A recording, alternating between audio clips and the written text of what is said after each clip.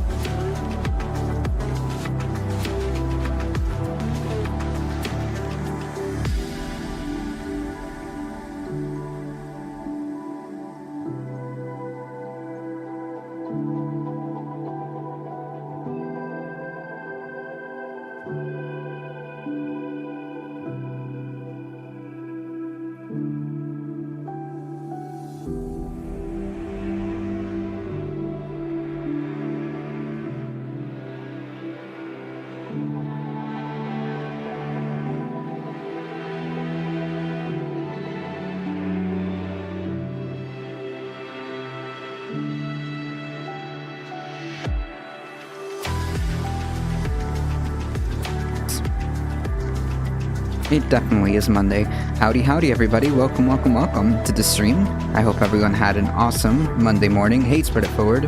Hey, Theandro. Ooh. Not gonna lie, I am tired as heck.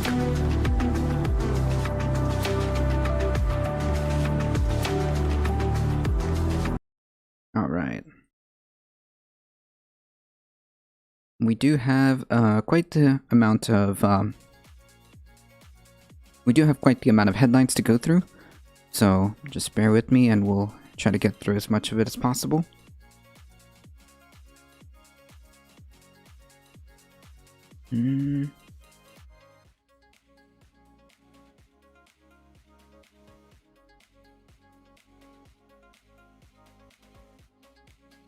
How was everybody's weekend? I hope everyone had a pretty chill weekend. I certainly did.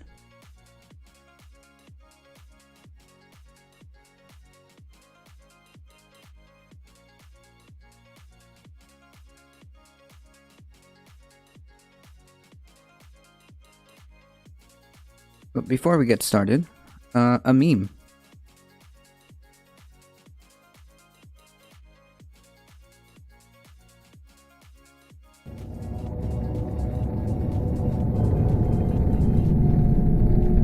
It was chill. Nice. Nice. Good to hear. Good to hear.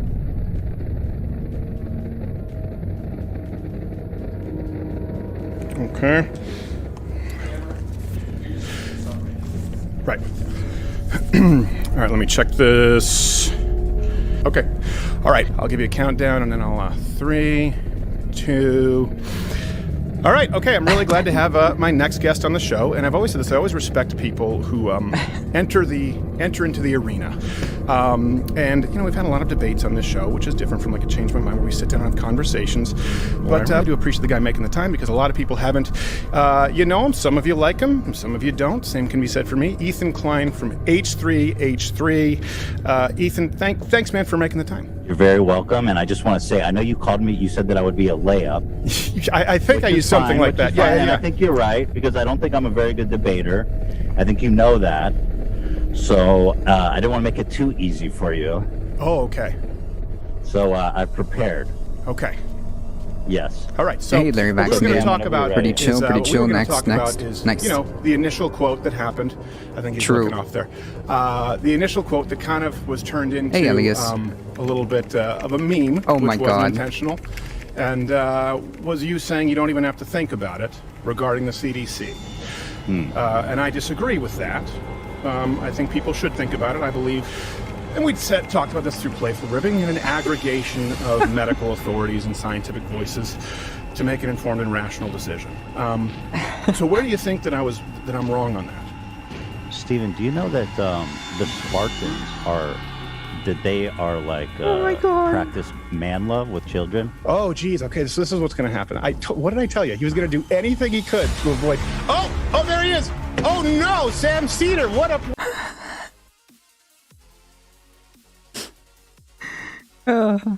I meant pretty neat. Nice. Wow, what a fucking nightmare. Honestly, I think it's like what really did it for me in like the real video is the forehead smack. I mean, you can't fake that.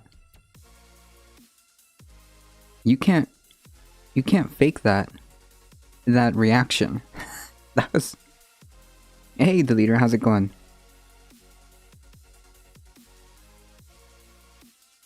Yeah, it is about H3H3.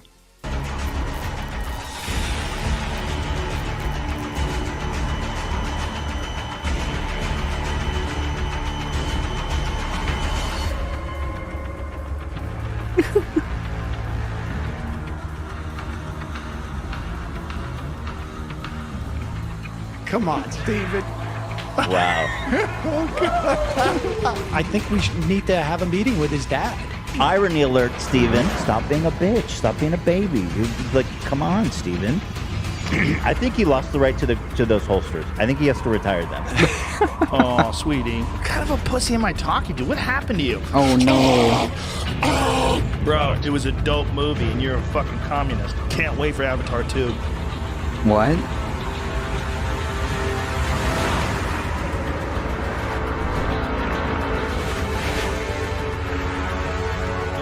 Cold feet again.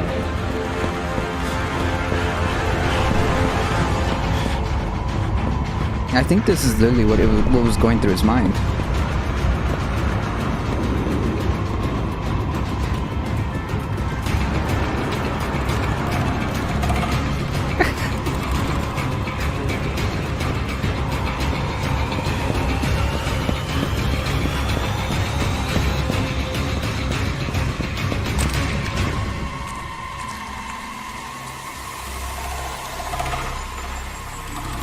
This is literally what was going through his mind.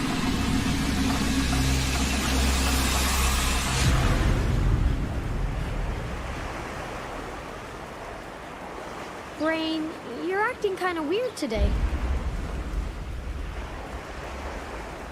What? This just keeps getting better.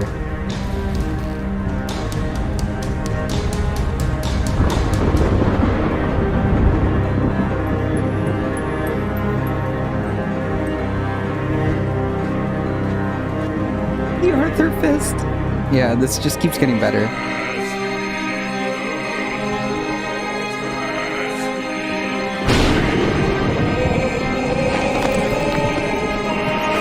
He's Rain from Arthur.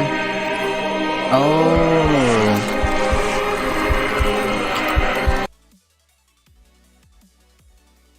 What? He used to be Brain from Arthur? What? I didn't know that.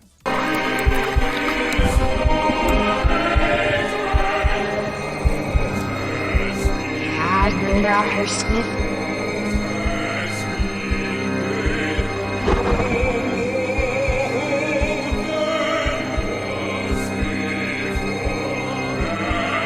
You really think someone would do that? Just go on the internet and tell lies?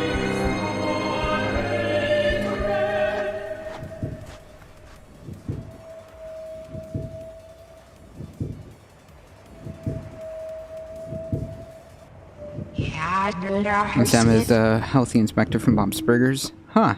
Interesting.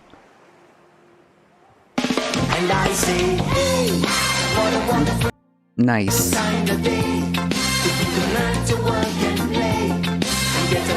With each other. You got to listen to your heart, listen to the beat, listen to the rhythm of the street. Alright. Just in case, I don't know if that's DMCA. Oh my god, that's such a trip. Please clap.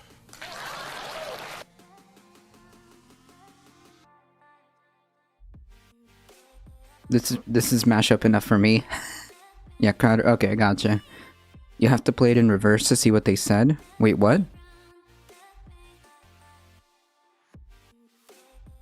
Wait, what do you mean, Thundera?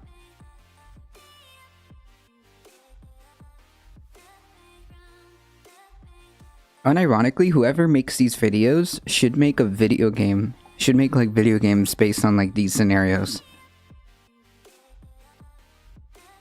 Oh, that we're playing in reverse. Gotcha.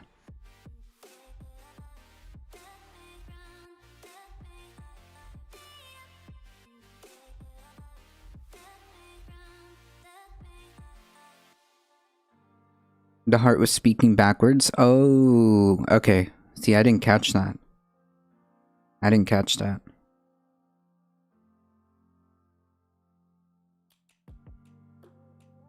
I wonder if you can play it in reverse.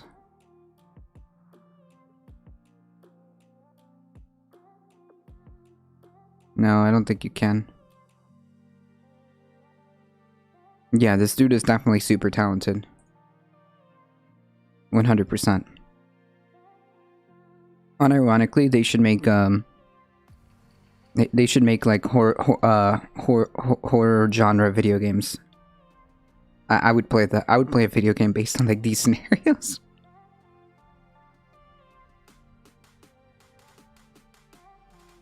I use Snapchat to decode things in reverse. Ah, so there is a use for Snapchat.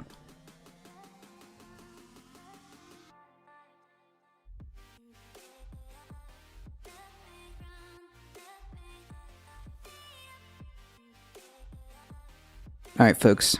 We gotta get into real news. That was great. That was great. I appreciate that, KTS Shine.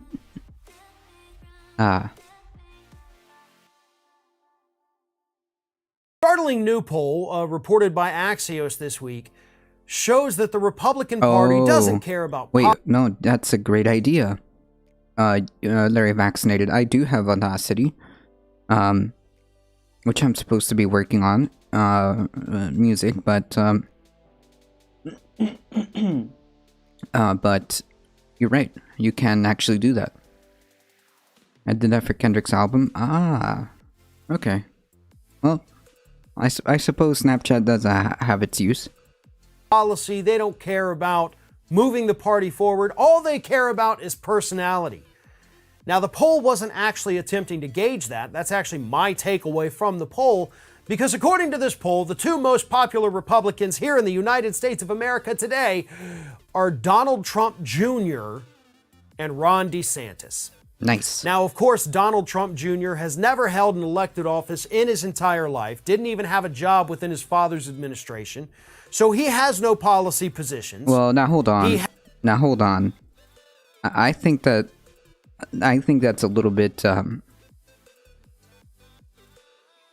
was gonna say not irrelevant, but like, just because you haven't held a public office does not equal like automatically you have no policy positions. Now, someone as vapid as Donald Trump Jr. may actually not believe a single word or may just say things to rile up the base, but these things don't always coincide, right? Just because you've never held office doesn't mean you don't have policy positions, or that doesn't mean you'd advocate for X, Y, and Z should you be elected to office. He has no background in politics for us to analyze of what he could do. He's just a dude that posts these, I mean, that's true, but like, again, that's kind of, I don't want to say irrelevant, but like, there have been folks who have never held public office who happened to have been really good, you know? I'm not saying that Trump Jr. is, I'm just saying that we have to be like, a little bit deeper analysis than that, you know? Whacked out videos online sometimes looking like a complete, basically an it's all about me. True. Like. And then, of course, you have Ron DeSantis, the man who is trying to be Trump Jr., the real Trump Jr. The real Trump Jr. Coming up with all of these horrendous policies. That's true. I mean, like, Ron DeSantis is literally trying to beat Trump Jr. He's making it legal to run over protesters if they're in the middle of the road and you got somewhere to be, run them over, let God sort them out. Won't enact any kind of safeguards to protect his state from the pandemic that now accounts for 1 in 5 of every new COVID cases here in the United States. True. Tried to fine social media companies hundreds of thousands of dollars every day because they blocked Donald Trump from Twitter and Facebook. So yeah, he's not a serious person either, but according to the new hold poll, on. He definitely is a serious person in the sense that people will vote for this guy. I strongly believe that not a single Republican believes anything they're saying. They just know their base doesn't know enough, and that's even worse. I don't know, Thandera. I think that people like Marjorie Taylor Greene, people like Lauren Boebert, really do believe all the kooky things they say. Unironically, I do think that they believe that. Like, I think people like Lauren Boebert really do believe that.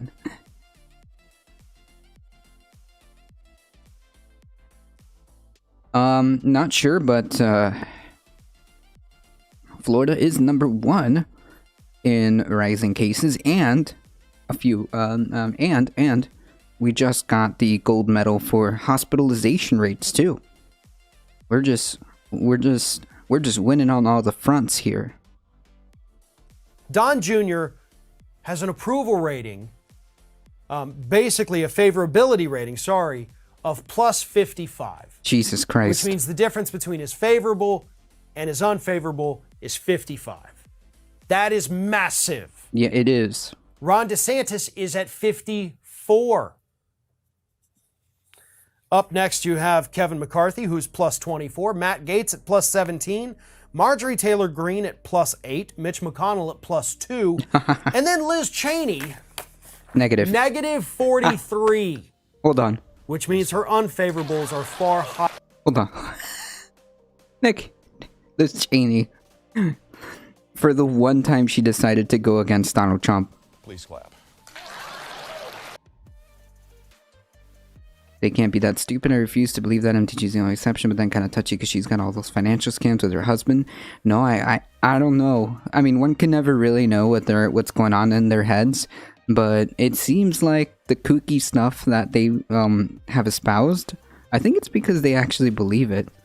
I really do. And his dog, Governor Greg Abbott of Texas, we're number 2. Yep. You guys are in, well, Florida and Texas are in stiff competitions.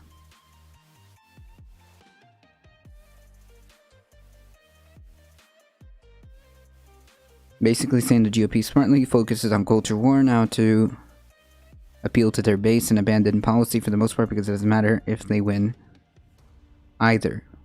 Wait. Okay, I see. Yeah, so I think that the idea would be since they have no policy, then they would have to fall back on the culture war issue.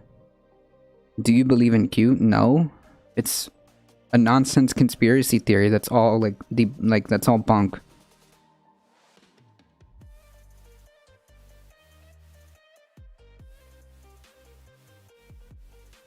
Conservatives are fundamentally liars. They don't believe claims they used to support their views, but they believe wholeheartedly in their bigotry. I don't know. I think that there can be some people who really think this way. It's hard to tell, to be honest. It's hard to tell, to be honest. But I guess I mean, if you're someone like Marjorie Taylor Greene or Lauren Boebert, I don't think it matters, right? At the end of the day, I don't think it matters because it's what their consequences of their impacts, right? I mean, please clap. That's what I think. Whether or not Lauren Boebert or Marjorie Taylor Greene really believe in the stuff that they say, even whether or not I don't know, Joe Biden, whether or not Joe Biden believes in, I don't know, climate change, it really doesn't matter. What matters is what type of effects and consequences of his actions as a politician it will leave, right? What the consequences of his actions, right? So I don't know. To me, it's maybe they do believe, some people do believe in this stuff, unironically. There's literally people who believe that there's a giant conspiracy theory that they're satanic pedophiles. I don't know, dude. So, yeah. Hassan said Q started in 4chan form as a fake copy pasta and some boomers ran with it on Facebook. That's one theory. It could have just been a complete 4chan psyop, probably. I don't know. It really doesn't matter. Again, it really doesn't matter because the consequences of damage is still the same, right? No matter where it came from, no matter who is quote unquote who started the meme. Jim Watkins, whoever it was, it doesn't matter. Yes, I think it is a distraction, Mustard Freak. No, we shouldn't be focusing on climate change. Yeah, you should be mad at... yeah, you should be mad at trans people playing sports instead. Sure. Maybe I'm just not open-minded enough to give Republicans a benefit of the doubt on these insane things. I don't know. I'm willing to believe that there has to be a I'm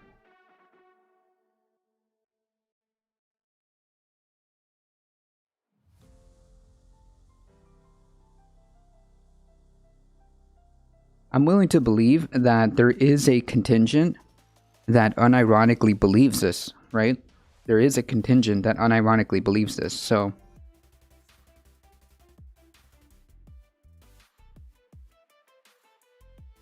I'm trying to learn to be more patient and less condescending, at least when it comes to talking to conservative.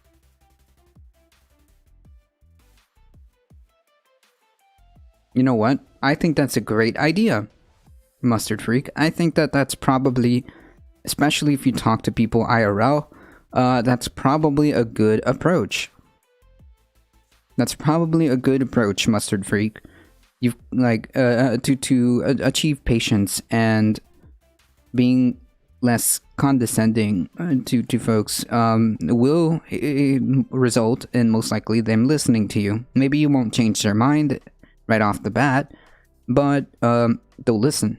I don't get why people are concerned about immigration when they don't realize they're burning other homes in the topics. True. Higher than her favorables.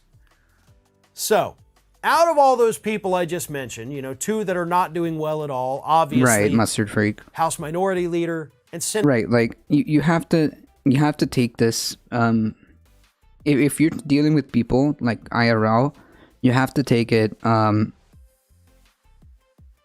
You have to take it on a case-by-case basis. Some people would be more open. Some people you have to really, really work for it. Some people you won't be able to reach. Tropics, yes. Some people you'll never be able to reach, and well, I mean, it's just the way it is. It shouldn't be like the primary focus, but when you can and people are willing to listen, then do your best, right? Try to meet them, understand where they're coming from, and then try to unravel that and go from there, right? Because some people, if you talk to them, depending on the person, may be willing to be open to certain things, right? Maybe at the end of the day, they're just disillusioned with the way things are, and you know what? So are we. So hey, Senate Minority Leader, and those are the only two that actually have some kind of agenda that I guess makes sense to them. It's just obstruction is their agenda, but hell, it's more than what those other wackos have. All those wackos have, you know, your Trump Juniors, your DeSantis's, your Gates, and your Marjorie Taylor Greens, all they have is talking points to go out there and get people all riled up and crazy. True. And apparently that's what the Republican Party wants. So how do you fight back against that? How do you reason with these individuals that do not want to talk policy? They do not want to move the country forward. They don't even want to have a plan. They just want to latch themselves onto whatever personality. So what you do is, well, there's got to be more of you to participate in the system if that's the case. A conservative politician ahead or just in general? Oh, can you give me an example of when a conservative actually listens to another point of view? More of a one they argue against. I think it's happened. I have a couple of folks who are on the conservative side in this community, and we are making progress. In at least we're at the level where we understand that climate change is real and want to do something about it. So hey, one step at a time, folks. All right, one step at a time. In terms of if you want to move people, but the reality is, most people aren't movable unless they are open to talk, right? If they're not willing to talk, if they're not willing to open up at all, most likely then you won't be able to change their mind. But I mean, it just depends. It really does. Like each approach is purely dependent on all the factors involved. Like, are they friends? Are they family? Are they coworkers? Do you know this person in real life? I don't know.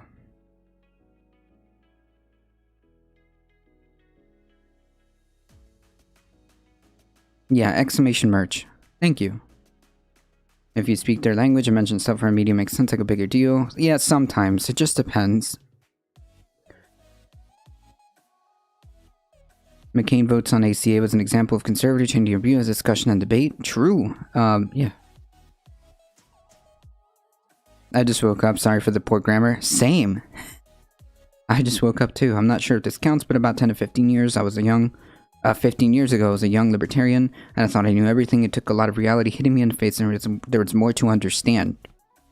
I talked to a Republican about Texas voting laws, and I made progress. We debated, and went through the bill, and he opposes it now. Hey, look at that.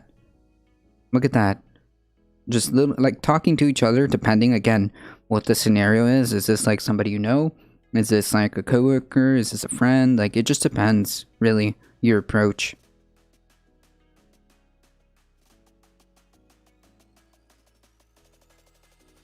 I used to be kind of pretty reactionary myself, so I kind of understand where they come from. Okay.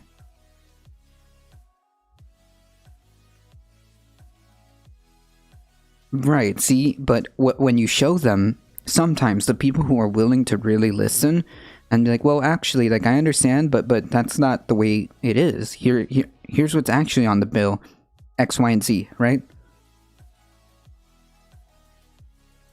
They think is going to own the libs the most. That is what today's Republican Party is all about. True. That is what this poll shows us. That is 100% true. That is 100% true. It's only about personality because these people are living in a cult and now they're trying to find their new leader. True. True.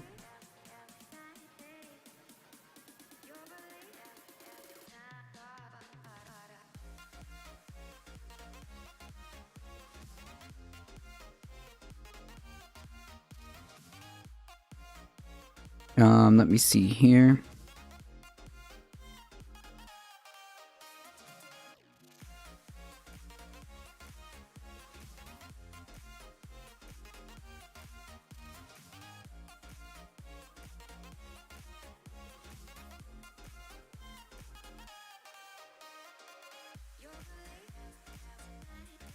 Yeah, I want the actual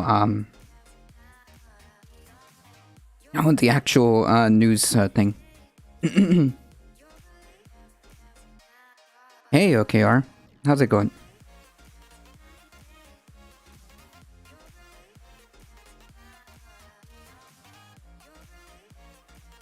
Moving people is next to impossible. Hey, James Snapper. My own position is on how to people shift is more about life experience and reasoned debate. You'd likely find that the extreme weather will find more have a chance of changing someone's position on climate change than a coherent point you can ever put forward to them. Yeah, I think so. I think there's like people that are like that, but there are people who are a little bit more open. And if they are, then those are the people that you should try to talk to if they want to talk. Like, you're never going to change everybody, nor should it be like the primary directive, but like when you can and you talk to people and like they're willing to listen, then yeah, go for it. It's more productive to talk to centrists and apolitical people to change their views or yeah, exactly. But I commend anyone trying to convert the conservative mega loyalists. True. Hey. No. Where is it? Ah.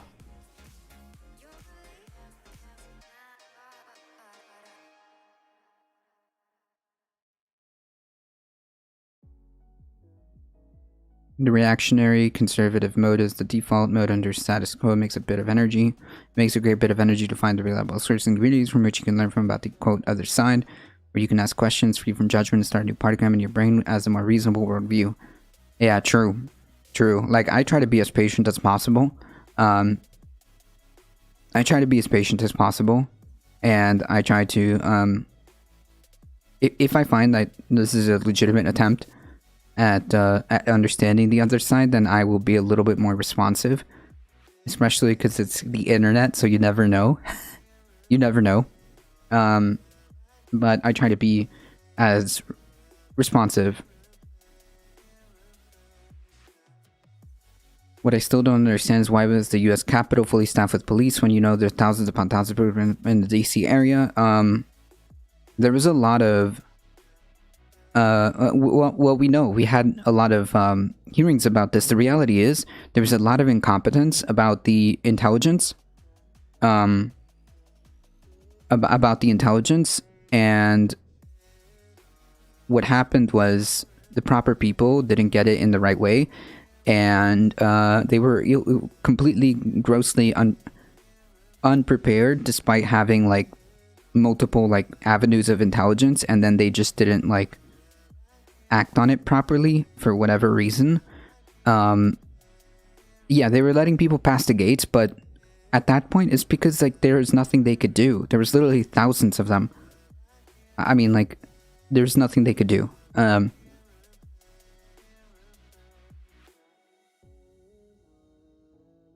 a lot of MAGA people in the police. Well, I don't know about the Capitol Police necessarily, but there was a lot of off-duty or off-duty police officers and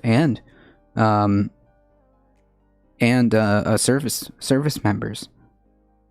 members. In regards to climate change, the target conservative audience should be and arguably has always been the youth. The youngest Republican voters are far more demanding on climate action than their older counterparts. 100%. I agree with this assessment, James Napper.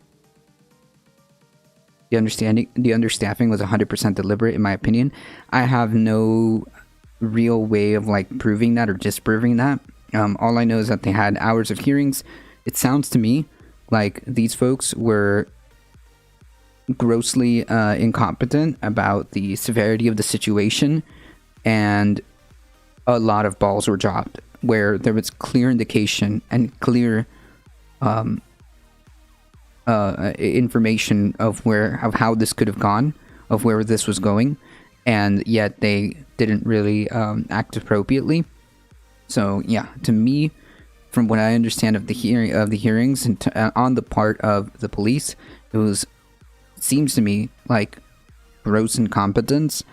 And then you have the questions about where was the National Guard, and at that point you'd have to question, well, who calls the National Guard in DC? The president. It's Secretary of Defense.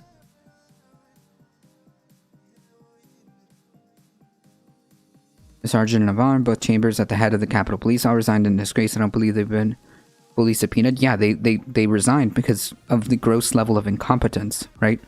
I mean, you could hear in the hearings about you could hear in the hearings of the communications between the cops.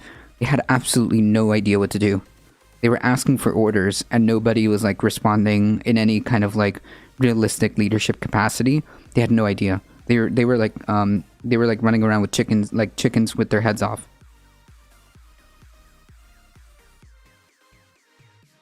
You could hear it in the you could hear it in the recordings.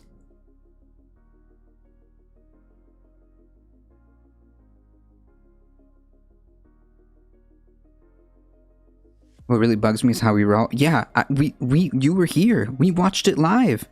You were here, Spread It Forward, I believe. I'm almost certain you were here.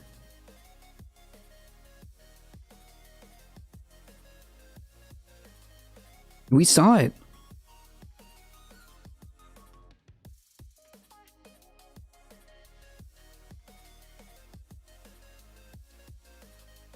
We saw it.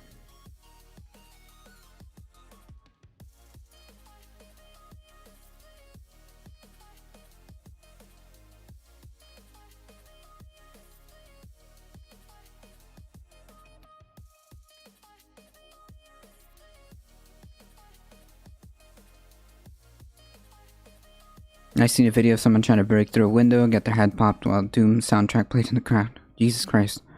Compared to the response to any BLM protests around the country, that level of incompetence has to be deliberate. Well, I don't know. It's possible. But I don't know. It's possible. The investigation might uncover something really fucked. I mean, that's what we're doing. That's why we're doing it. That's why we're doing it. And I'm completely in favor of trying to find out and put the full incident, the insurrection incident, all cataloged into one concise chain of events of what exactly happened. I mean, all I can say is I know what I saw. We watched it live. We watched it go down. We watched the beginning of it go down live, and it was truly shocking. Mustard Freak, thank you for the follow. I appreciate that. The BLM stuff is still going on now, but the media is silencing it. I think it's mostly like they're just not talking about it anymore. I don't know. I read a whistleblower document a while back where Trump created a special program where they would be plainclothes cop kidnapping protesters all summer in the unmarked vehicles. I'm not sure, but we do know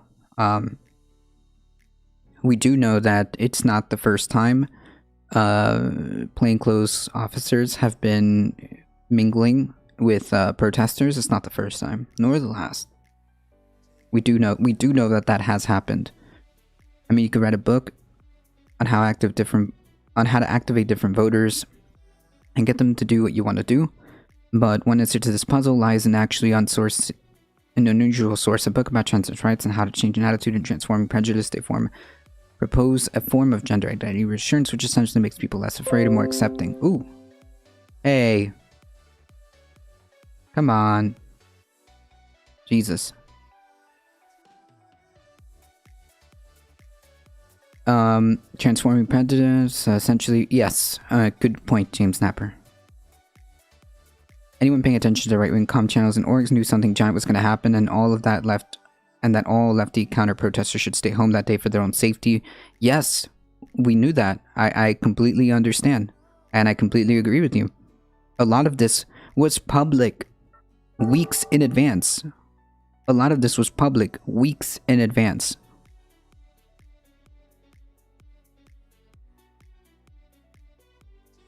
I saw them testify on it. It violated their rights. Jesus Christ. Yeah, Dendar, I'm not surprised. I mean, it's not the first time nor the last time plainclothes cops have been intermingling with protesters, especially populists who vote for Trump in the South, like Louisiana, who bemoan the climate changes, pollution, etc. True. They've been instigating street fights in November and December. Yes, that's also true. That did happen. In fact, Dylan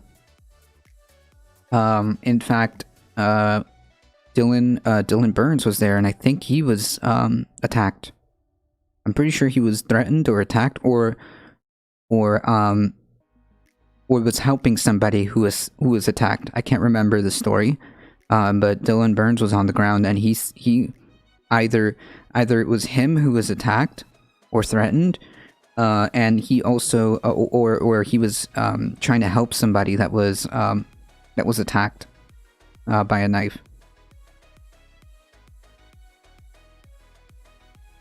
How come we all knew, but they somehow didn't? They did know. That's the thing, Tendera. They did know. They knew the intelligence was there, right? The intelligence was there. The problem was the acting on said intelligence and how that intelligence got mismanaged and not delivered properly is what caused the incompetence, I think. From what I understand from these hearings, the intelligence was there. The FBI knew about this.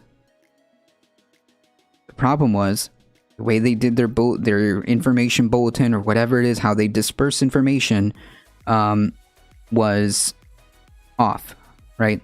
You could chalk that up to incompetence. You can chalk that up deliberate. I really don't know. But the reality is that no, it's not that they didn't know. It's just that how they didn't react to it, right? They could stop kidnapping. Yes, that's right. I think they could use that same identity reassurance model to convert Southern populist Republicans supporting them to something like the Green New Deal. It has to be done very carefully, but I would say they have lived experiences and ideas that could be activated. They just need not to be put off by association with Democrats and the quote left. With testimony from the book about strangers in no land, I would say it's a strong possibility. Yeah, I mean, like, if you have that option, I would say that you can try.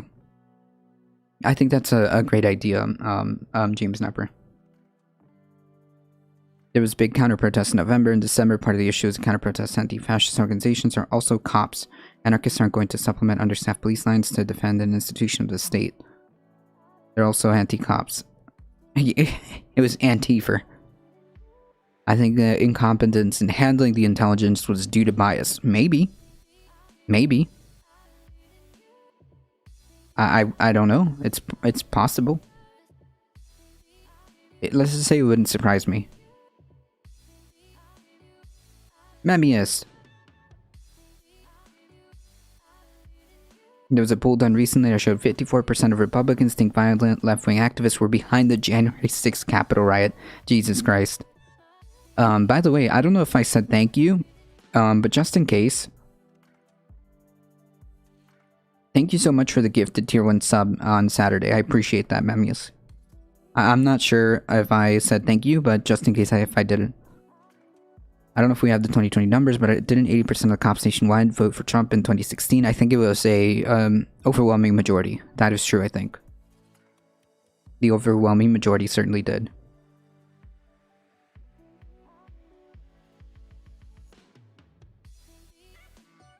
Speaking of attempting to own the libs by any means necessary, Texas Governor Abbott threatens fines against any local officials and businesses that enforced mask mandates and vaccine requirements. So the governor of Texas is unilaterally making the decision,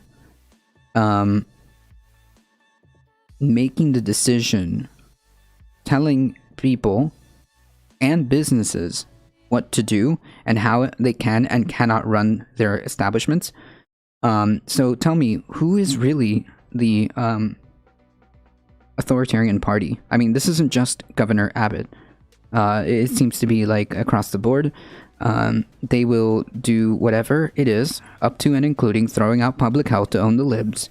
And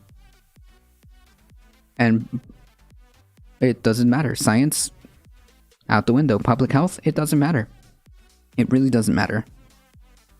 I mean, like, who is the governor to threaten fines if your business wants to make sure that there's like a mask mandate or vaccine requirement? Who's the governor to decide that? Seems kind of weird. It seems kind of strange. Dylan Burns helped a girl who got stabbed at the Proud Boys thing and also got maced. Ah, thank you, Freya. I knew that there was something to that effect. Thank you. The same whistleblower document I read said to alter the data, saying that left-wing protests are the most violent. True. This is, I've seen something to that effect, Tendara.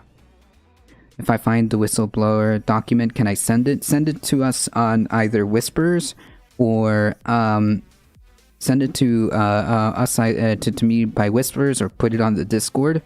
However it is you want to do it.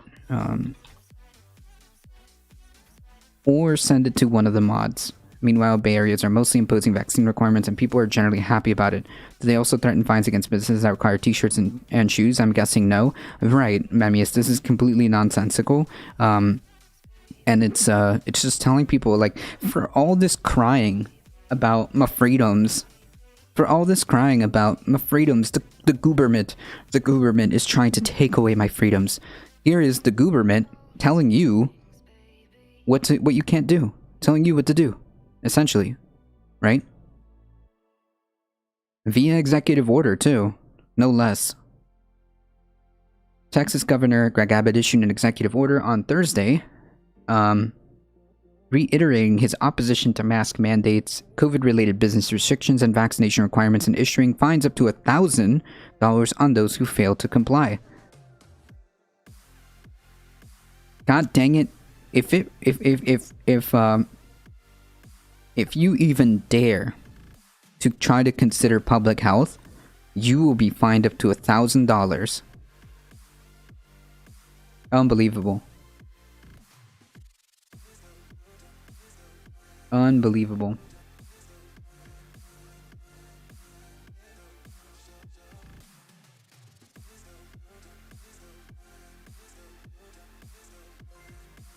Thanks for the follow, Feminine Challenge. Hey, Star Knight. As long as the government is hurting the right people, they don't care. True. True. It's whatever it is. To me, it's whatever it is. Like, I will do anything up to and including throwing public health out the window to own the libs. I will literally do anything up to and including throwing away public health to own the libs. That's literally what this is about in terms of like why this is being issued. The governor also called on state hospitals to deliver daily reports on their capacity to the Texas Department of State Health Services to send to the CDC and prevention. The Center for Disease Control and Prevention. The new executive order emphasizes that the path forward towards relies on personal responsibility.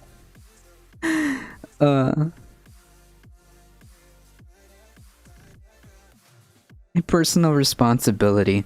Yeah, see, the problem with that is that most people will take that as a free green light to just like not care about other people when it comes to public health. And they're like, look, there are things that you as an individual can control and always should strive to make yourself better and all this other awesome stuff. However, there are certain things that you do need a collective effort to address, right? One of the problems that you would need a collective effort to attempt to address would be climate change. And one of the problems that would need a collective effort, because your actions, or rather also inactions, do affect other people. So therefore, I'm sorry, but it's not just about, quote, personal responsibility, right? Like, if this is like your mantra, then why the hell are you in government? Thanks for the follow, Frey. I appreciate that. I'm new here. I think we will see a sharp turn when widespread school outbreaks among children start to happen. I really hope that's not the case. I hope that doesn't happen. It's me, Jenna Marie. I really hope, though. I really hope not. Because, oh boy, will things get really, really bad if one of two things happen. If there's widespread outbreaks among children, or one of these variants, which is bound, if it continues this way, if people continue to act like children, like petulant childs, then it could effectively mutate, and the next variant may circumvent the vaccine altogether, and then what? Then we're really effed.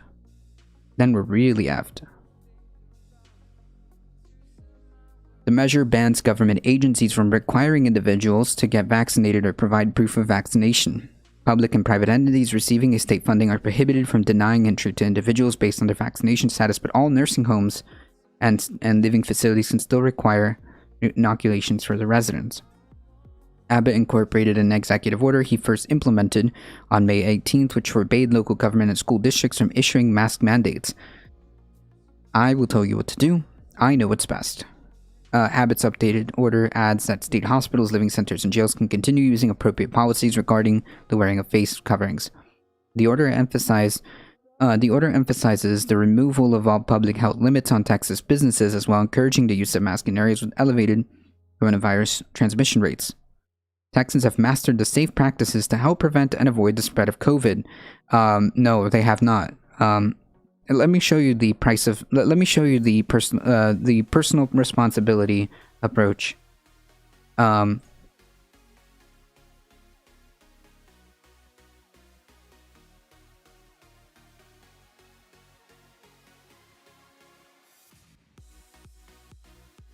Here's the personal responsibility approach.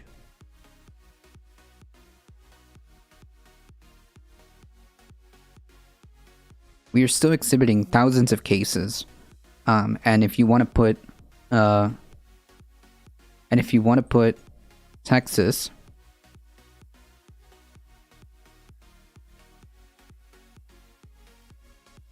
look at that. Congratulations, guys. You're number 2. Actually, you just surpassed Florida. Congratulations. You just surpassed Florida. In overall cases. Excellent. So this is the personal responsibility you take. So yeah. It's a meme. But I think so. That's the only way to make people change. People don't care about compromised people. Well, they never care. Like, the problem is we have this widespread. I'm not saying everybody, but we have this general. Yes, everything is bigger in Texas, including incompetence. But we have this like general idea that essentially like the only thing that matters is me, right?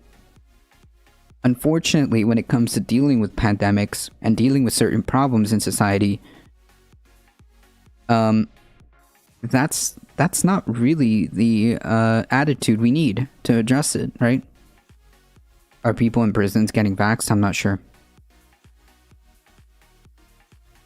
If we have no say over our own bodies, the next thing is all your freedoms. What the heck? What the heck? Are you okay? Are you okay, Missing Parts? It is available for people in prison? Okay, well that's good. How can they call it a pandemic? Because there's a 99% survival rate? That's not what a pandemic means. Holy Christ. Okay. Definition of pandemic. Really? Really?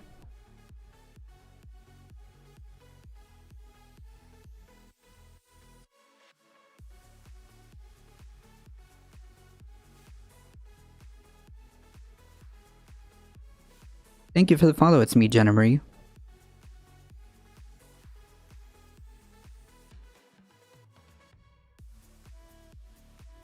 I mean, like, do you need have you like decided to crack a dictionary open before you make like comments like that? Jesus Christ. That's literally not what a pandemic means. And furthermore, I don't understand what this fixation is of the death rate, because from the beginning we knew that COVID death rate is just about what, 98, anywhere from like the high 90s. However, the problem is its transmissibility, its virality, whatever the word means.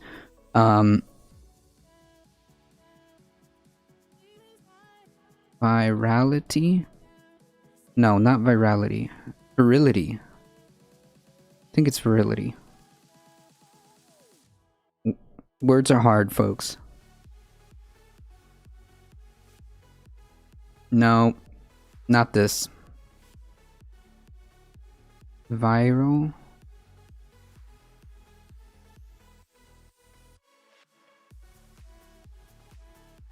Okay. Well, in the sense of a virus, the ability to spread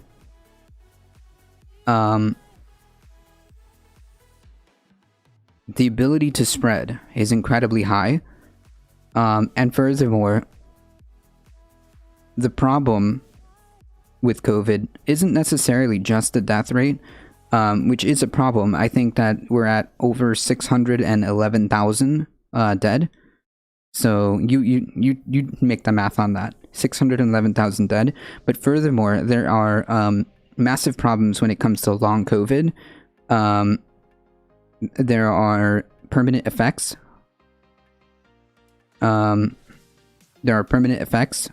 So it's not just the death rate. It's the fact that this continues to perpetuate around the community, and the fact that there are long-term effects to this, and the fact that it's literally not just about you. You could be giving it to somebody who is going to be in that population who is going to get severely affected. Yeah, but they're not all COVID? What are you talking about? They are counting everything as COVID? Nope, that's not true either. Are you just like literally making stuff up? Where did you get this information? Did you just like get this from like Tucker Carlson or something? Like this doesn't make any sense, my friend. Think about it. Think about it. On the surface, off the CDC isn't classifying everything as COVID. The CDC isn't classifying everything as COVID. You know that. Come on. You're pushing misinformation. You're pushing misinformation. You literally just didn't even understand the word, the definition of pandemic. And then you're making the claim that, every death is being counted as COVID. That's not true. I mean, come on, think about it. Have a think. Have a think.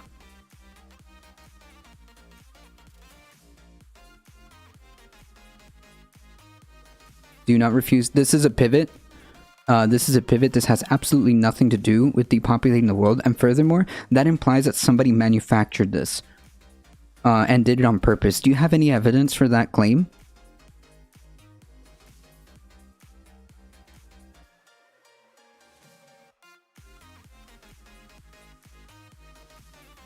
Who's they? Who's they? Yeah, I'm getting these vibes. Spread it forward. They did manufacturing. Who's they? And furthermore, you still didn't answer my question. Where's the evidence of that? Come on, buddy. You're making some wild claims, and you're not providing anything to make me believe you. Come on.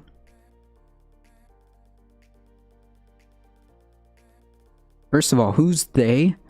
And how and what evidence do you have that this was done on purpose to quote depopulate? Because that's your claim, right? You made an unbelievably egregious claim.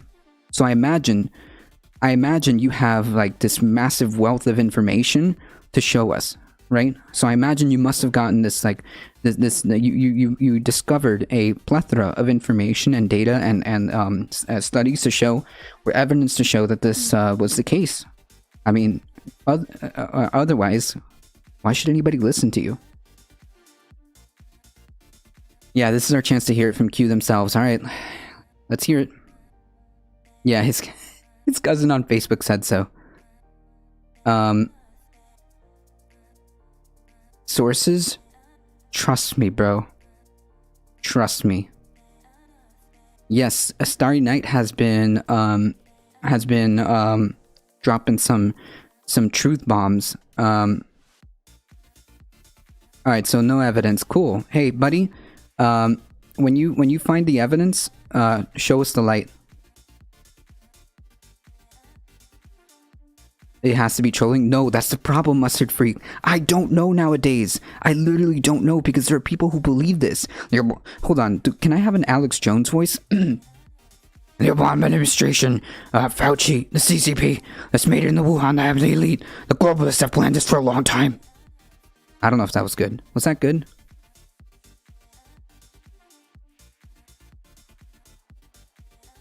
Somehow, and yeah, right. They wouldn't have shut down their own economy for several months. Or yeah, no, this is all based on nonsense. None of this makes any sense. Like, how would the Obama administration even begin to, like, how do we begin to unpack that, right? There's, like, literal, no evidence for any of that. So, I mean, like, how do I even unpack that?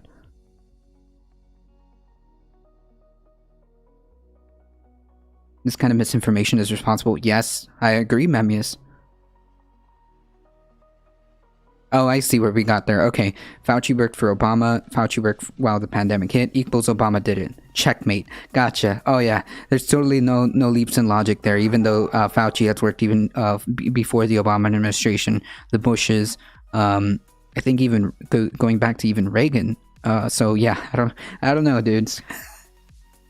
It doesn't even make sense. And furthermore, Fauci worked for Trump, so is like Trump involved in this? I don't know. Where does that fit into the conspiracy theory? So yes, as I was saying, Starry Night was dropping some truth bombs on the effects of long COVID, and it's true. COVID can give you blood clots, liver failure, heart disease, and there have been other studies showing that even neurological damage can be attributed to long COVID.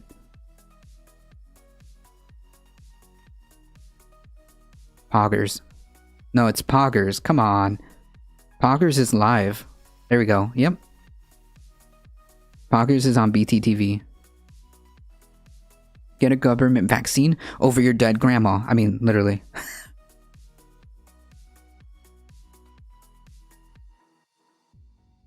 Discounted milk. Thank you so much for the follow. I appreciate that. Anyways, my attempt at big words failed, but you get my point. Poggers is the new Pog. What?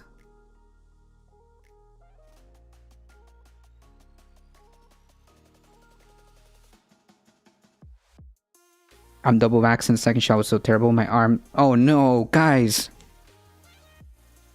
A sore arm for 1 day. No way. No way.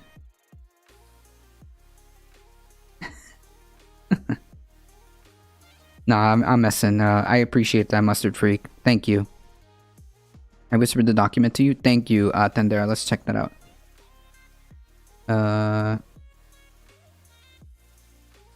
Here we are.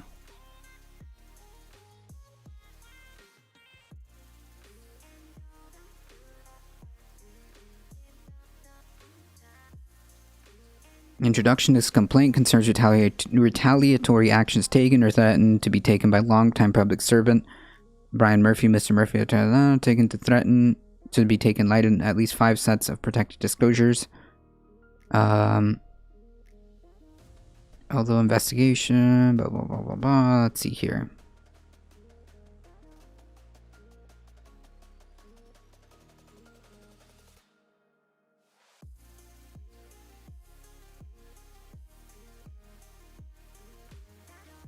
Oh wait, is this a whistleblower complaint?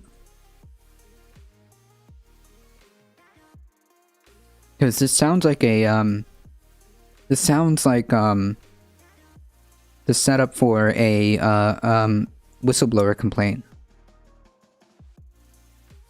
Gotta get to the meat of it. Murphy to volunteer to be reactivated by United States Marine Corps. Oh, I see. Murphy's put simply, a public servant with a laudable career, prior to the rents, submission package. So basically, he has he was threatened to he was threatened with retaliatory action. So this is why he is filing this complaint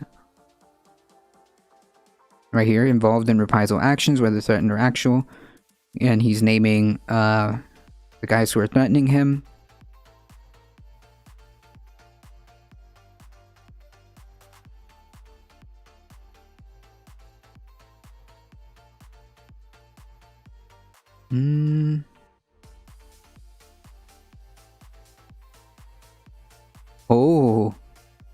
Oh boy. Oh man, this gets good. According to this whistleblower complaint, which is, I imagine, a legal document, so take that, oh, I'm sorry, guys. I think that's better. Take that as you will.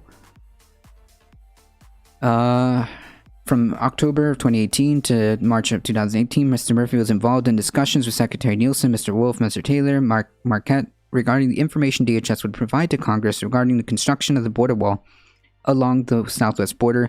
Their discussions were particularly focused on the issues of known suspected terrorists entering the United States through the southwest border. It was Murphy's responsibility to provide the Secretary Nielsen with relevant intelligence assessments on the behalf of DHS and INA. On or about October 29th of 2018, Mr. Glaw informed Mr. Murphy that instructions from Mr. Taylor and Mr. Mark had been issued for Mr. Murphy to ensure that intelligence assessment he produced for Secretary Nielsen's report supported the policy argument that large numbers of known suspected terrorists were entering the United States through the southern border. Holy yikes. Oh, holy yikes. This is great. This just keeps getting better. Hey, the Kevin. Did somebody say lawsuit? Yeah, this is a whistleblower complaint, I believe.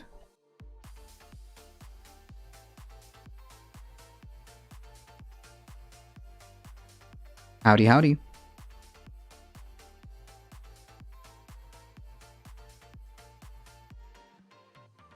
Hey, Darknet. This just keeps getting better. So he received instructions to effectively finagle the numbers. Mr. Murphy declined to censor or manipulate intelligence information, viewing it as improper administration of an intelligence program, and stated that Mr. Glaw that he was doing was being requested would constitute a felony. Yeah, so Jesus Christ.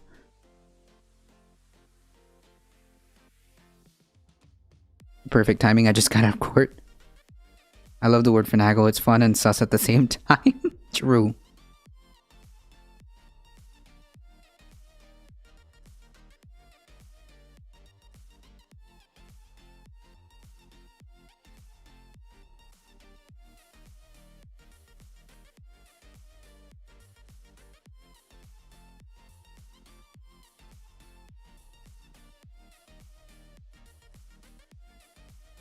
Okay, so let's see if we can scroll down to the 2020.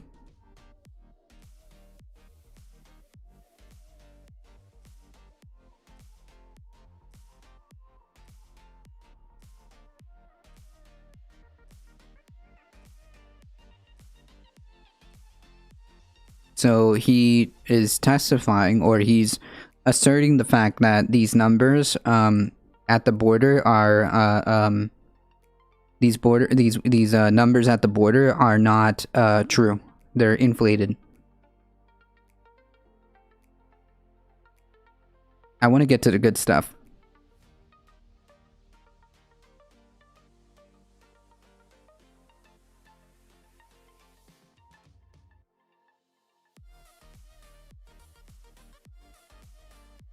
Hey, thank you, Freya. That's right. Show some love to all the wonderful creators that are around here. Thank you.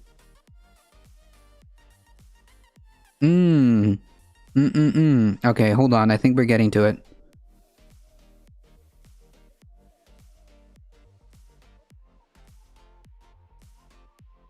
Quote, deep state. Nice. We have a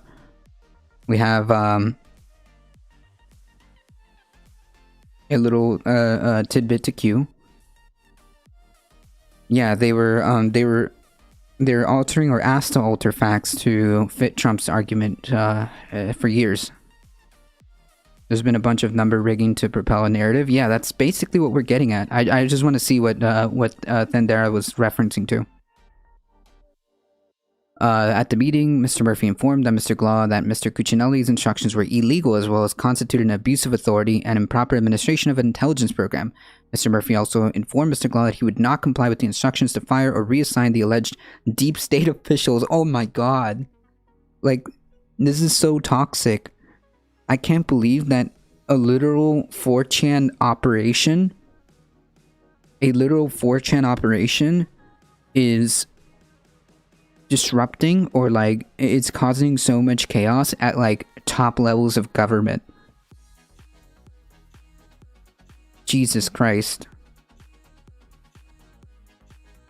Based on nothing more than perceived political differences, and Mr. Murphy would report the matter to DHS OIG if improper actions were taken to do so, which clearly he did. He filed a complaint.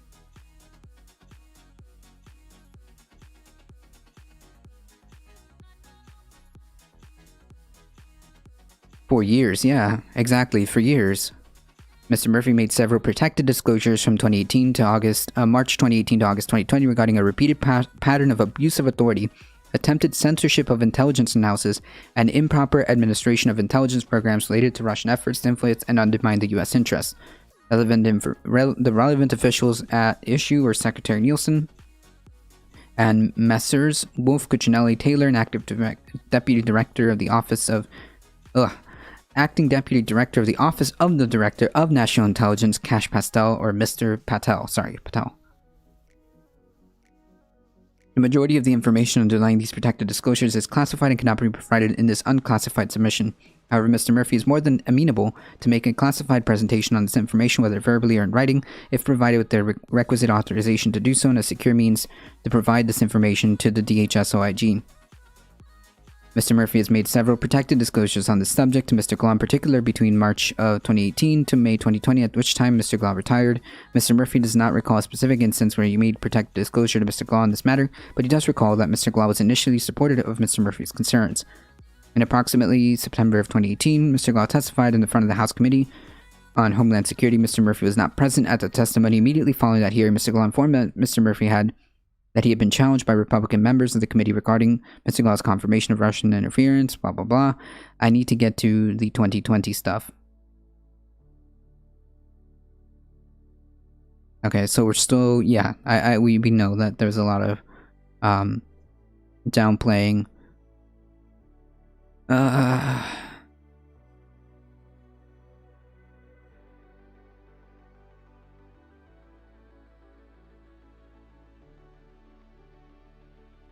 Okay, so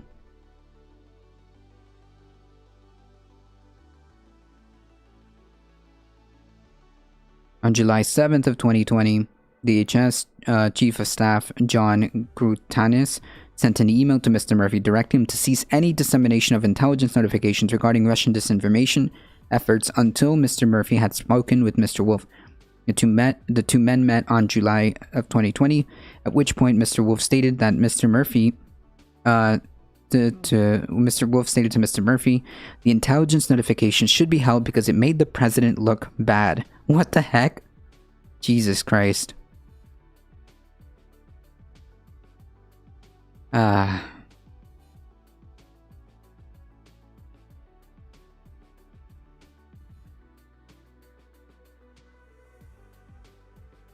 Oh yeah, wait, actually, no, we know about this.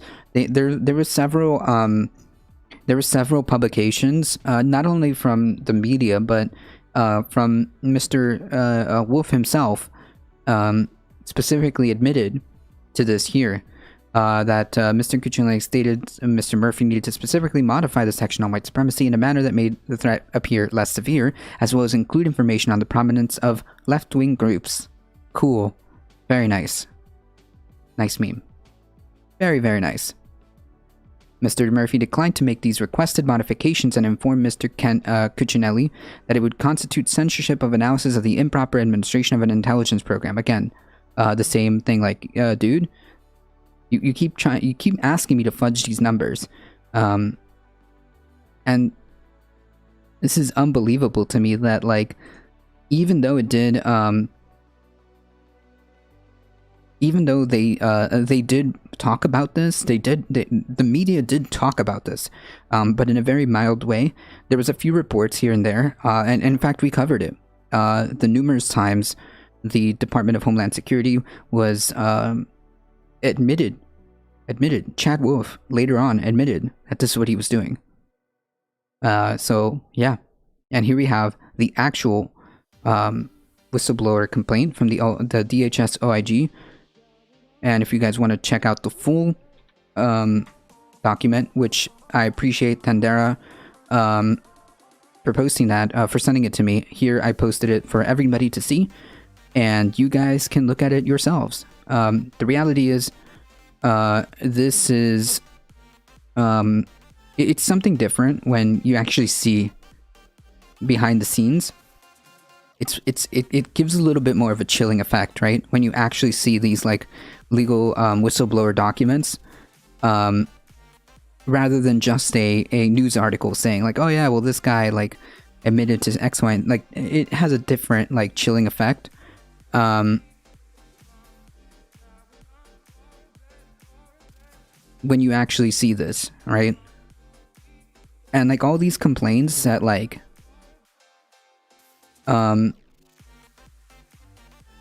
that the Democratic Party had about the Trump administration and like his constant revolving door, which was creating havoc within governmental agencies. I mean, true. Like, this is literally undermining like national security. Literally, this guy is being asked to fudge numbers just to make Daddy Trump look good and throw the country's national security under the bus. Yeah, it scared me. It scared the fuck out of me because I was at protesting with these awful things, and when I saw, yep, I was in too. And Chad Wolf is such a cool name, though.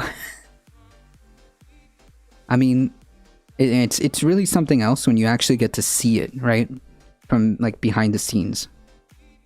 The actual whistleblower complaints, right? Do you think Fox News is going to cover any of this? I mean, this is from 2020. Do you think that any of these enlightened centrists like Pim Tool, do you think that they're going to cover any of this?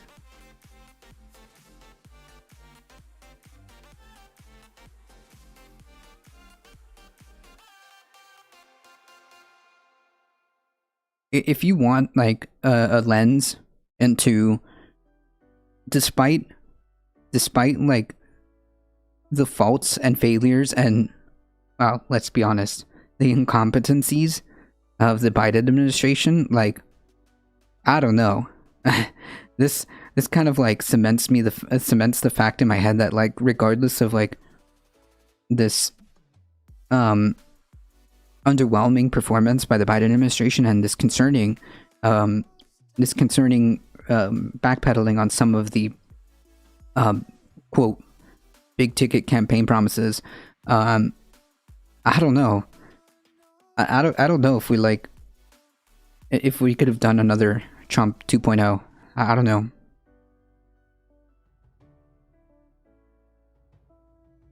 When he testified, that's when he talked about the kidnapping program, and they said that was a violation of Amendment of Rights of Individuals, and they couldn't come up with a reason for it. I'm not surprised.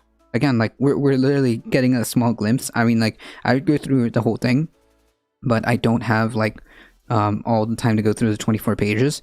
But, I mean, yeah, this doesn't surprise me.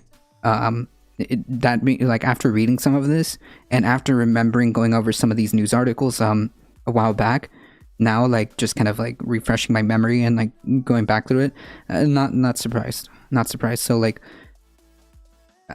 Jesus Christ. That's so apt.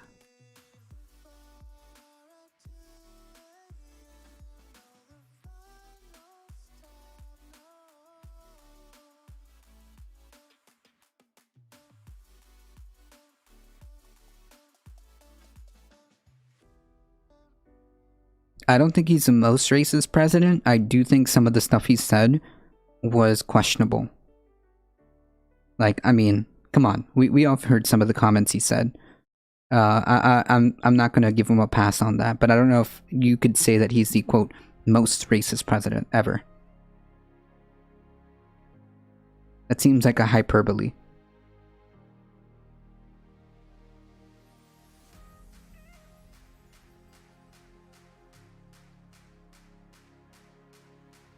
One thing that I've always really appreciated about you.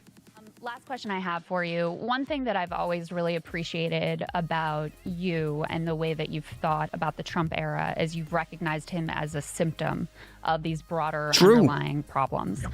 And as I was looking at some of the statistics this week, every metric that was bad when we got Trump has gotten worse. So inequality now, we're not just in the Gilded Age, we've surpassed the Gilded Age. Yeah, I do think that there's some questions to be had. Overdoses, mental health has collapsed. All of these indicators that tell you, you've got a Biden's racism, especially the evidence of his choice of vice president. A lot of people in despair. We did a hearing, by the way, on life expectancy. Yeah.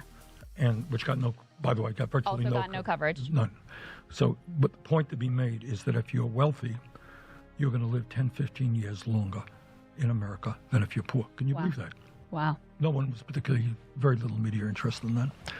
Wow. So Why is that though? Is it because maybe we have a completely broken, unrealistic, like non-existent healthcare system where the only people who are fine are those who can afford it? I mean, the healthcare in this country is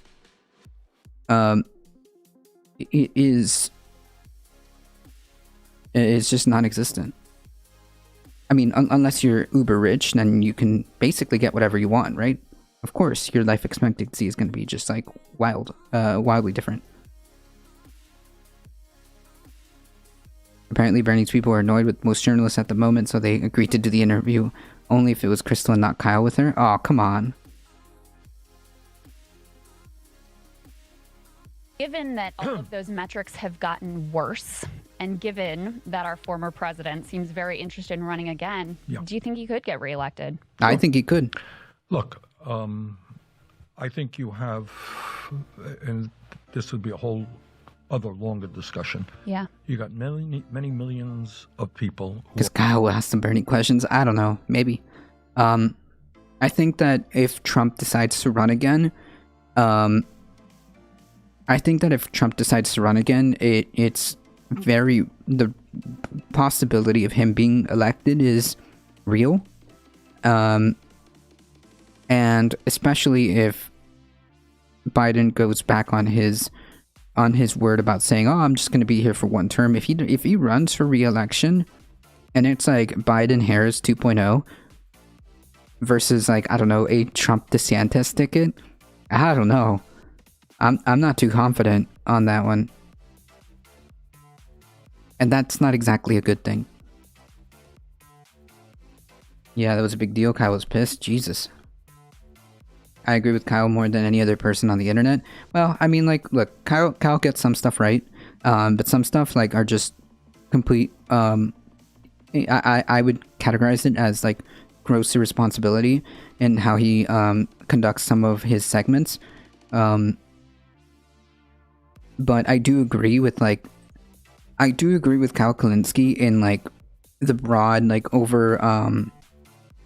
the broad overreach of like what it means, like at least for my politics. Like, I do want Medicare for all. I do want people to have housing. I do want people not to starve. I do want people to have healthcare, education, right? Of course. Who are working longer hours for lower wages. They are hopeless about the future. Their kids are not doing well. They're turning to drugs, to alcohol, even to suicide. They're going nowhere in a hurry. Somebody's got to talk to those people. And I think the Democratic Party has not done a particularly good job in that. I hope, if I ever have the damn time, and we can pass this bill, to actually get out into Trump land and to start talking to working class people. True. Because this guy gets it. Are frustrated and angry, they turn to bad things. I mean, that's. Yeah. True. Like, because the alternative is going to they're going to turn to somebody. If they're going to turn to somebody who will talk to them, right? And that somebody, if it's Trump, where racism and sexism and homophobia and xenophobia rear their ugly heads. And what we have got to do is say to those people, look, there is a reason why you can't afford to send your kid to college. Yes. There is a reason why the rich are getting richer and you're getting poor. Yes, explain to them what's going on. How we can create a at least from like Bernie's perspective, if that's what he should be doing. That's what if the Democratic Party is interested, if the Democratic Party is interested in any type of like win, then they should follow his advice and go out there and talk to people. Get out there, feel what people want, right? I mean, that's what you're supposed to represent. You're representatives. Get out there and figure out where people are struggling and how you can help them. Jesus Christ. No, I haven't seen Honorable Max. And you got to be involved in that. And in Trump, what people don't talk about, you may have noticed, Trump has held some rallies recently. Huge turnouts. Huge turnouts for a non-campaign moment. So is he a potent threat? Yes. And we have got to think long and hard about how we reach out to those people. Many of them, not all, some of them are going to be racist, and frankly, you're never going to reach Nothing them. you can do about it. And that is really sad. It upsets me very much. Right. That is- Some and again, like some people you will never reach, and okay, but you gotta get out. Like I'm speaking solely as a political party, right? You gotta get out there. You gotta get out there. You gotta like feel people out, see where their grievances are, and then propose solutions to said grievances. If people are poor, if people can't afford healthcare, if people can't afford housing, like I don't know, dude. It seems to me like you gotta talk to these people. They're so out of touch, and they're leaving the door wide open. They're leaving the door wide open for someone like Trump or worse to be like, you know what? I got the solutions for you. Me. Bernie looks dead inside. If I were to look at the status of politics and the status of this country, and I was a senator, I would probably be looking like this too. It's a reality, but not all of them are. Mm-hmm. You've got to give them some hope. You got to give them an alternative, and I Right. don't think we're doing anywhere near enough. Now, what this bill is about, this crumpled piece of paper, this is the legislative language. You got it?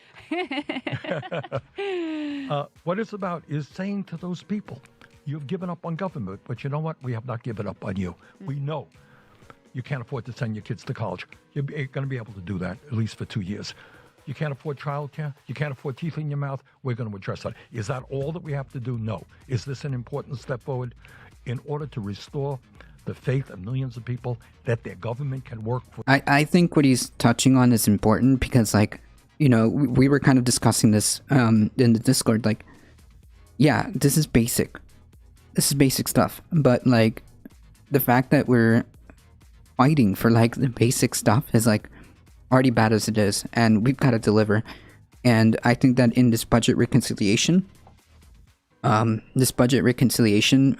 of this bill has to include some type of climate initiatives, because if we can successfully get climate initiatives on the board, at that point we can start like trying to get more and more and more, right? I mean, otherwise, then we lose. Period. For them, not just Alio, thank you for the 10 billionaire biddies. campaign contributors. That's what this is about. I think so.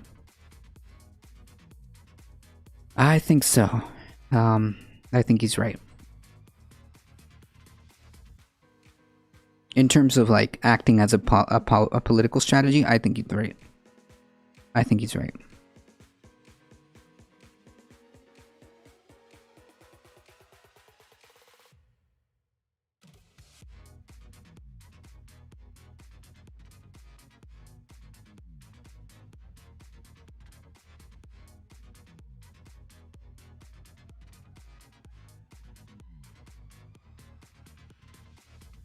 Fauci wants things are going to get worse with COVID.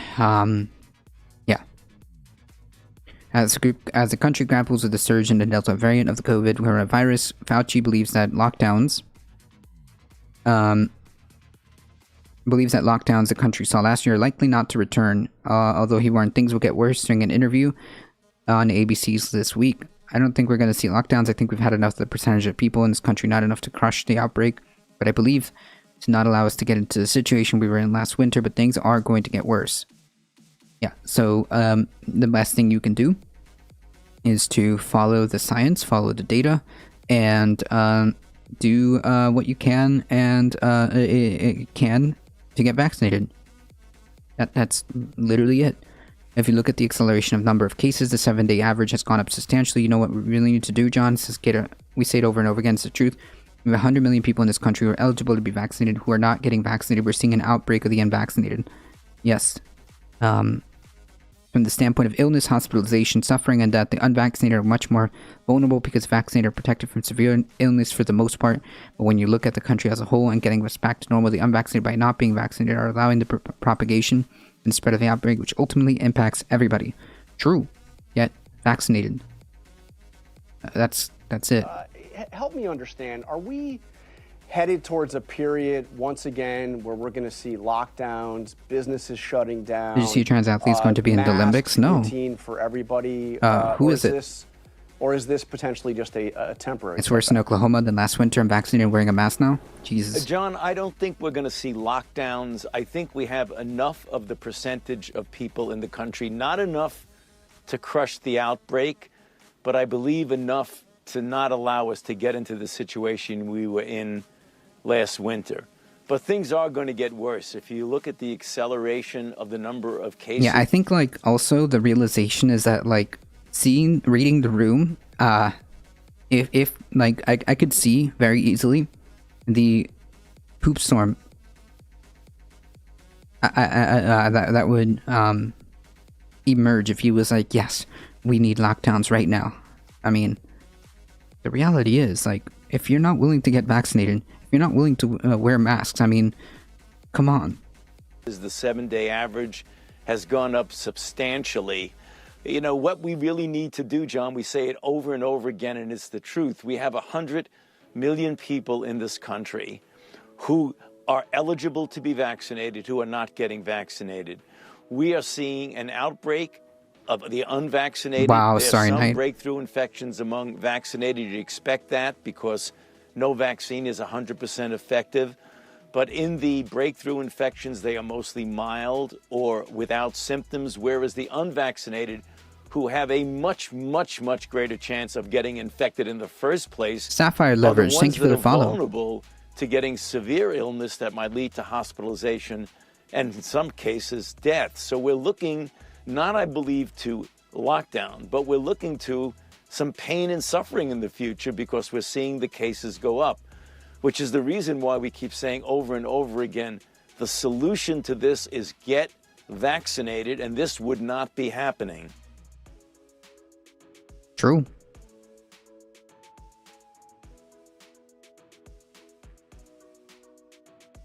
True.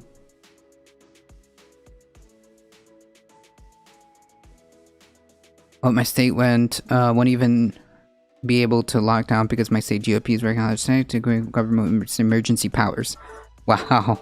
Amazing. Which I imagine as soon as they're in power, they'll be more than happy to reinstate those.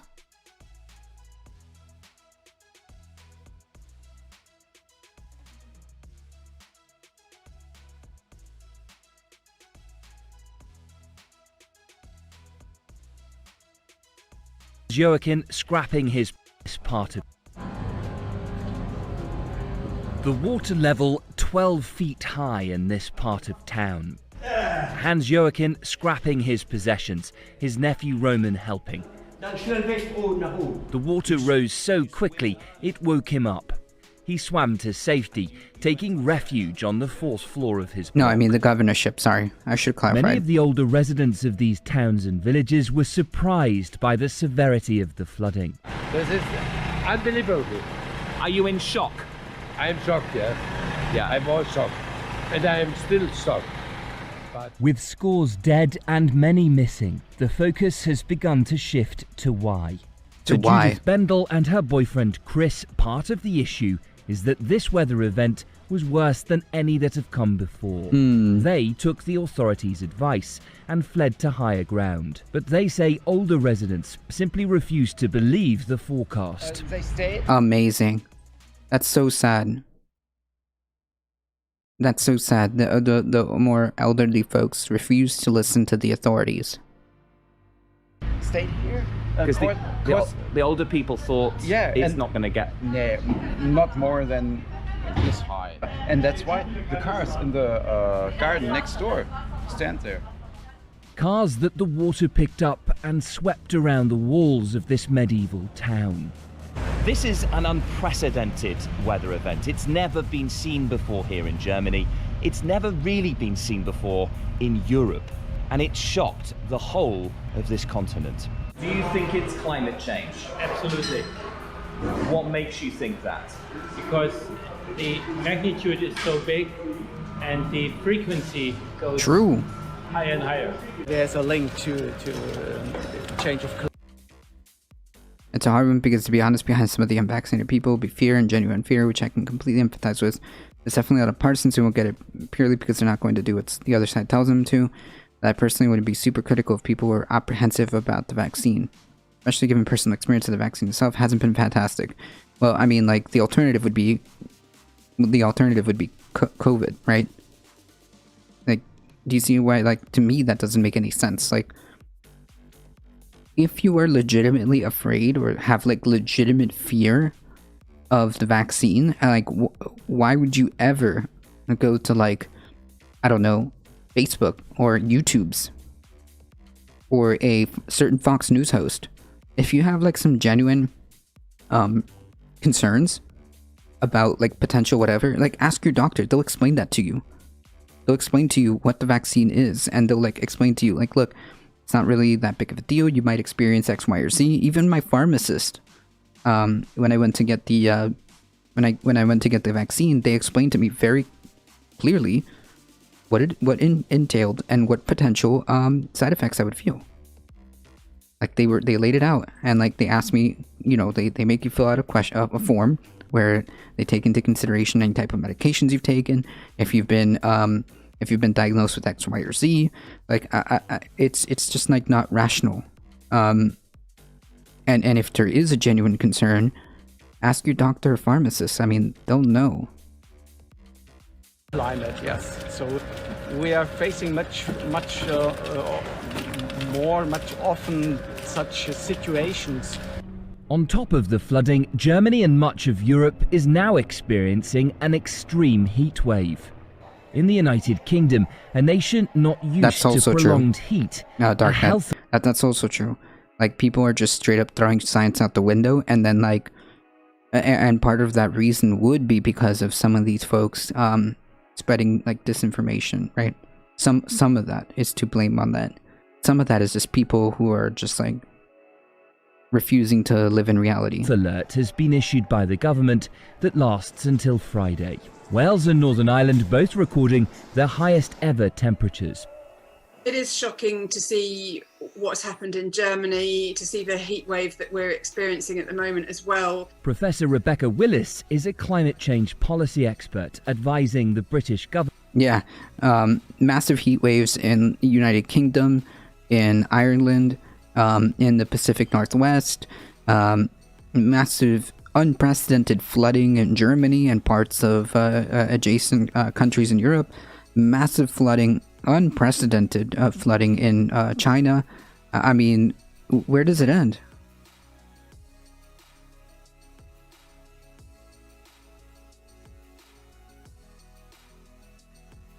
Government. She believes events like this could end up forcing politicians to do more. The science of attribution is getting better and better. So if we allow people to drink and drive, then do not hold them accountable. We can show and just, yeah, but I think that's a whole like that's a whole other different. That's right, Darknet. I didn't even hear about some of the fires that you mentioned, or you or somebody else mentioned. I don't know if I would go that far, Freya. I would just simply say, like, look, bro, we live in a society, and you cannot participate X, Y, or Z, and kind of like stay home. If you don't, or if you refuse, and you want to act like a petulant child, then you cannot go to your job, or if your job requires that vaccine, sorry, school, you can't send your kids to school that are eligible for vaccines or without a mask. You cannot go on airlines, you cannot go on cruises. You're like, I don't know, like, if you're gonna act like a petulant child, stay home. I'm million, so I'm open to see that better. Okay.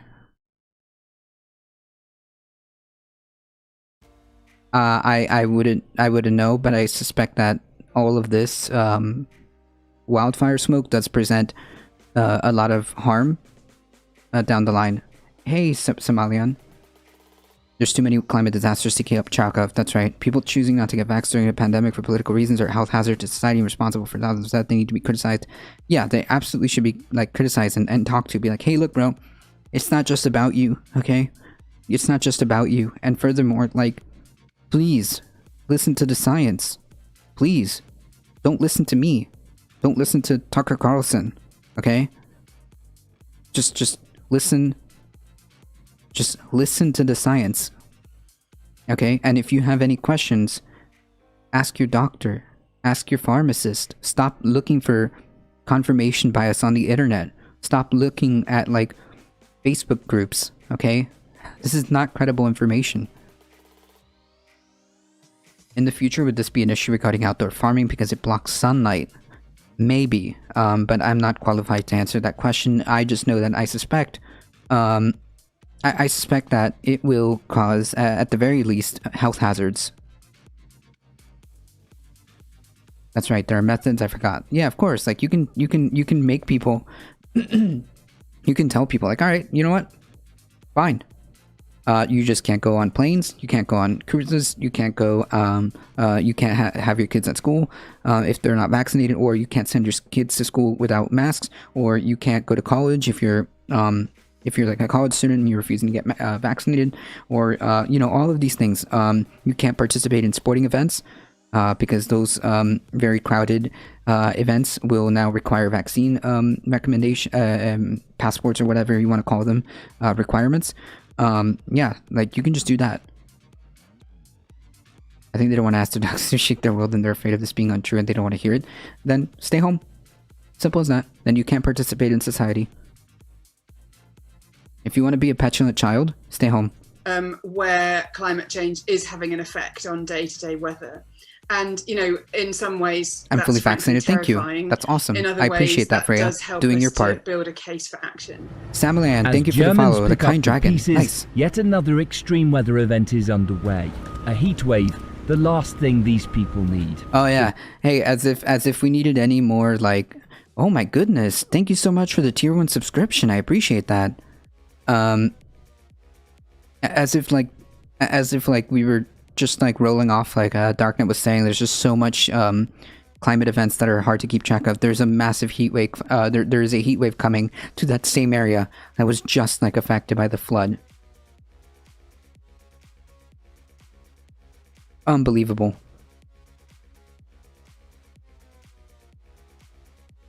I don't think that. Yeah, exactly. My mom just said don't believe the rumors and be a part of the solution. Exactly. Thank you.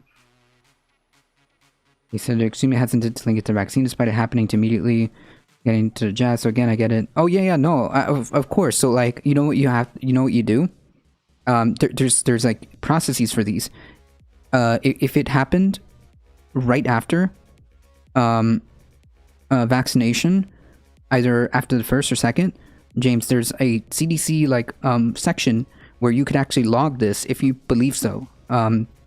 Because obviously causation does not equal correlation, so on and so forth. But there are ways you can log this information to give the CDC better info. If you, again, based on the science. I got the J&J before it was discontinued. I still trusted the science and didn't get phased. Thank you. By the way, Greenland is still melting right now. Jesus Christ. It's so tough to keep up with all of this Darknet, to be honest. The focus has now turned to climate change. For Newsy, I'm Luke Hanrahan in London. Unbelievable. I feel bad for these folks.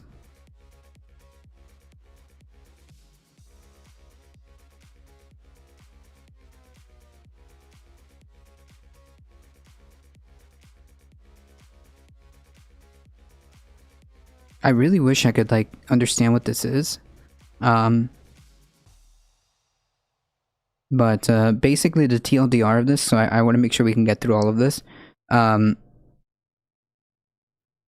is that flooding and sea level rise is coming for everybody. It doesn't matter how rich you are. It doesn't matter. Silicon Valley, these high-tech areas, it doesn't matter. It's all coming for you. Greenland had a record high on Wednesday of 19.8 degrees Celsius. That's pretty... I think that's like 98, right? Is that triple digits? 19.8 C to Fahrenheit. Oh, oops. It's like 67 Fahrenheit. Holy yikes. That's pretty high for Greenland. Yes, it's warm enough to melt ice very, very fast. Yep. It's double freezing temperature, so I imagine, yeah. That's what I was meaning with the yellow card thing we have in the UK. It's quite awkward to manage the website. Another medical professionals I've spoken to suggested it to me. The only person who was someone on that. Oh, okay. Oh, I'm sorry. So you live in the UK. Okay. Yeah, I don't know the process for that in that case. My apologies.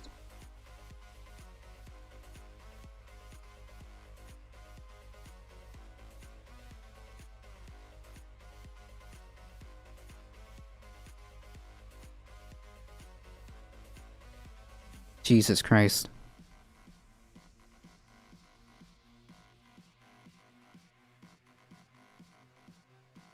Greenland is losing the equivalent of to the landmass of Florida sometimes in one day.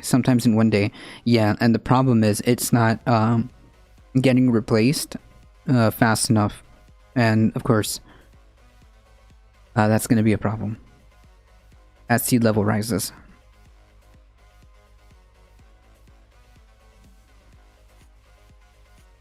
For decades, Earth's energy system has been out of whack. Decades. The stability in Earth's climate hinges on a delicate balance between the amount of energy the planet absorbs from the sun and the amount of energy Earth emits back into space. But that equilibrium has been thrown off in recent years, and the imbalance is growing, according to a paper published Wednesday in the Journal of Nature Communications. Changes to the Earth's energy systems have major ramifications for the planet's future climate and humanity's understanding of climate change. The Princeton University researchers behind the paper found that there's less 1% probability that the changes occurred naturally. So, yeah, I think it's pretty safe to say that less than 1% probability that these changes are occurring naturally. Yeah, it's anthropogenic. The findings undercut a key argument used by people who do not believe human activity is responsible for the bulk of climate change to explain trends in global warming, demonstrating that the planet's energy imbalance cannot be explained just by the Earth's own natural variations. Right, like, for the umpteenth time, this, like, talking point has been debunked, right? For the umpteenth time, this talking point has been debunked. Can't wait for mass migration and water wars. It's already happening. It's already happening, my friend. It's just to what degree. Researchers also offer important insights on how greenhouse gas emissions and other consequences of human-caused climate change are upsetting the planet's equilibrium and driving global warming, sea level rise, and extreme weather events. I mean, yeah, we're seeing it back to back.